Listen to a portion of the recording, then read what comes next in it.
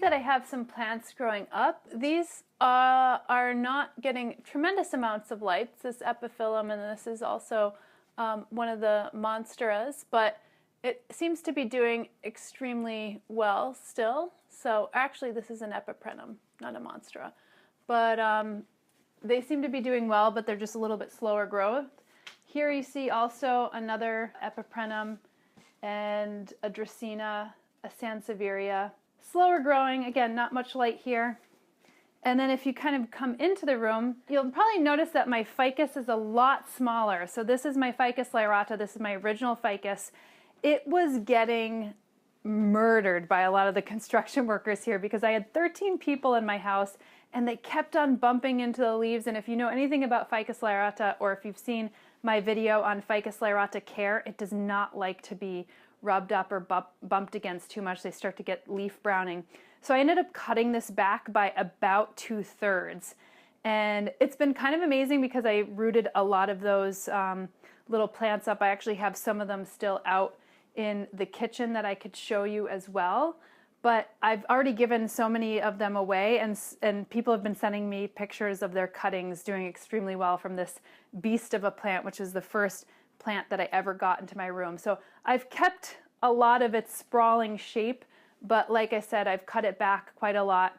And if you remember, it was in between my windows, my two southwest facing windows, but some of the leaves were getting chlorotic or yellow, which means that they were burning a little bit and the chlorophyll was departing the leaves.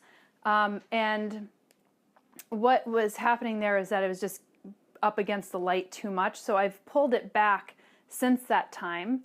And I've put a different plant in between the two southwest facing windows, which I'll show you shortly.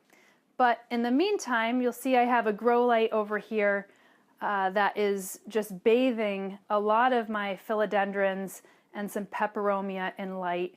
There are some new philodendrons that I have actually gotten. This is a Ploumannii, which is one of the new ones that I got from the International Aroid Show, which has beautiful variegation on the leaves. You'll see this is a Rhaphidophora decursiva right here, which is a beautiful type of Rhaphidophora as well. And Amridiums right here, and a type of Anthurium over here. So again, some of those like really beautiful fenestrated leaves. This one's a really highly coveted one that I got from Thailand. This is a Philodendron White Knight. You'll see that it actually has a full white leaf. It's not looking so healthy. I mean, a lot of the white leaves turn brown really readily, so I have to always kind of watch this one. Very interesting and easy houseplant, these Apicias. It's a type of Gesneriad. It's in the African violet family. And then this is my work area. So I love being around plants no matter what, but this is my work desk. I do actually a lot of my editing of the Plant Went On Me videos right here. So this is where I get it all done. This is where I'll be editing this video that you're about to see. This plant used to be called Philodendron Goldii, but now it's been put into the genus Epiphyllum. So love this plant. I think it looks extremely beautiful. These are Philodendron Florida Beauties. And then you'll see a nice little cutting here of a Rhaphidophora tetrasperma. But over here, you'll see this is my kind of plant bookshelf. There's so many different beautiful varieties here. Peperomia scandens variegata. I have one of those Hoya Hindu ropes right here. This is Maranta that looks really beautiful. A Sissis Antarctica, which is clambering up here. Philodendron Soderoy. Many different types of Hoyas, and then you have one of these string of hearts right here. Apicias, another Syndapsis trubii, some more Hoyas. Hoya publicalis, which I think is one of the more beautiful leaved varieties. And lots of Homolominas and philodendrons. And this one right here is not yet on the houseplant market. You have to get this. You could get them maybe out of the Europe or Thailand. This is a Zamioculcas zamiofolia raven. This is a black ZZ plant, which is exquisite. I also have a variegated one right here. You usually see them a lot smaller, but these two I think are going to really take the houseplant market by storm. They're extremely slow growers, so it's not going to be like Pilea peperomioides where they just propagate themselves. These are slow growing plants, so it's going to take a little bit while to kind of hit the market, but happy to have had one because I really like this black coloration on this plant. And what's interesting about it is that when the new leaves are coming in, they're almost like bright lime green, and then they turn black, which I think is pretty unique in the plant world. So I had to move my Ficus Lerato out of this area because its leaves were going too close up to the windows and getting scorched. I don't really have that problem really in the fall, but in the spring and summer you have to watch that your plants are not getting scorched. However, I went to Sprout Home and I got this Sissis Antarctica, which is a beautiful kind of like grape ivy, and it looked a little scraggly in the store, but as I started to unwind its stems and its vines, it started to just like look so beautiful, and I put it up on the trellis. I actually have a couple different types of Sissis growing in this area right here. So this is Sissis adenopoda. You'd see the ones with the 3 leaves.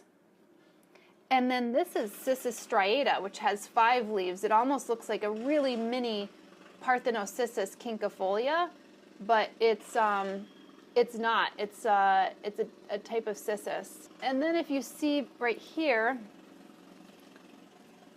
these are alternanthas. These are a type of amaranth, these green and red varieties, but this one is another Senecio macroglossus. It's kind of twining upon itself. What I basically wanted to do here was actually, have one main plant and plant other plants in the planter. And I wanted to get some shocks of color. So I ended up planting a Coleus over here and like the amaranth style stuff over here. Now these need far more water than the Coleus, and what I've actually noticed is I bought these Coleuses really dark red. They were like really extremely red, but they are now starting to revert to green, because I think what's happening is if you're not putting them in the brightest, most direct sun, then they're going to start to revert back to green because their variegation is actually not permanent. So sometimes you'll see variegation in plants that are more stable than others. In the case of this Coleus, it's probably not stable coloration. So what I want to show you actually here is underneath my Ficus Lerato, which has lost a lot of leaves on the bottom, is that it's such a good opportunity to actually plant plants in with the Ficus Lerato. So it's in a pretty huge container, as you could see. And this really gave me the opportunity to plant a variety of different plants, which actually do extremely well. This is an Aglaonema. I actually just cut this back because I saw a little bit of mealy bugs on it, but this was a type of Coleus. This is a Persea. And then we have some, I think this is a Nautilocalix type of plants, probably in the Gesneriad family. Some Calatheas, this Fatsia, which is bred between a Hedera helix and a type of Fatsia, so it's a cultivar.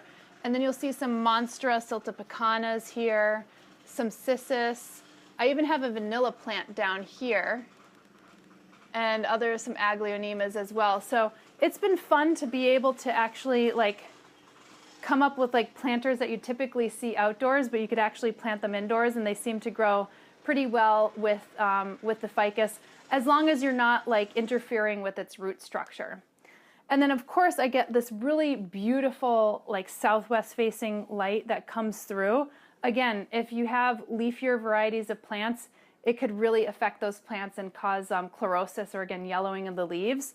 But in this case, I have a lot more succulent varieties that are here that could withstand that kind of sun. So if you see, this is kind of what I call my cactus corner. They're of course not all cacti. In this case, I have another Zamioculca zamiifolia raven over here. But a lot of the rest of it, you see, will be more like euphorbias or cacti or other types of succulents. This was a beautiful leaf. This is a type of Jatropha. This came in as bright red, but because I'm not giving it tremendous amount of direct light, even the southwest facing window, it gets really good light for 3 or 4 hours in that day, very heavy light. but it still needs more intense light to keep that red coloration.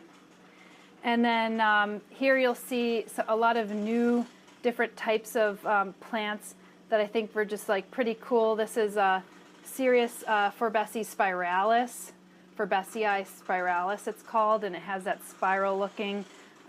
This is a Myrtillo cactus, which is a crested version, which has this, like, they're called monstrose or crested, and this is not typically how they grow, but it's just like something that deforms the plant but gives it this kind of really interesting crested look.